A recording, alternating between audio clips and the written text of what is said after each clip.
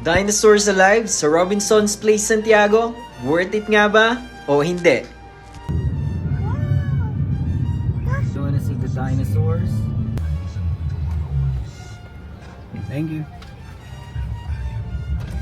Maggagabi na nga nung pumunta kami ng Robinson Santiago para makita at maranasan kung worth it ba ang Dinosaurs Alive. Dito nga pala sila nakapwesto sa may bandang ground floor lang, sa may gitna. Hindi ko nga talaga alam kung ano mararamdaman ko. Pero feeling ko, bumalik ako sa pagkabata. Well, bata pa naman ako. Batang isip. Dinosaurs Alive experience is open from August 1 to August 31st. Kaya sa mga taong gustong i-heal yung inner child nila, eto na yung pagkakataon natin.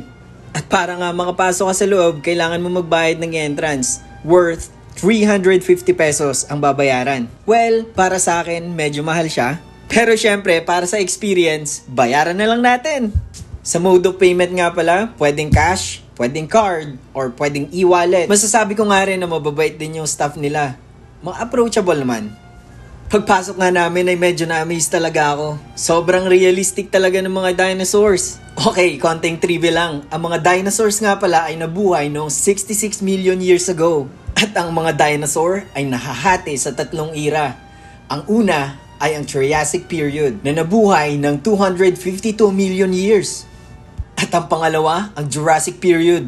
Nabuhay sila ng 201 million years ago.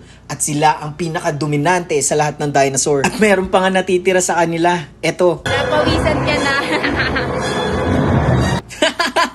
Hindi, biro lang. Asawa ko yun. At ang panghuli nga ay ang Cretaceous. Nabuhay naman sila ng 145 million years ago. Grabe, sobrang tagal nila nag-exist dito sa mundo. Nga pala, mabalik tayo. Pwede nga pala magrenta rito ng vest and hat. Para syempre, in character tayo. Pero dito kasi sa Robinson, pambata lang yung meron sila. Ibang level of experience din talaga akong tutuusin. Kasi nga, nakikita ko talaga na nag-i-enjoy yung magina ko at syempre, ako na rin.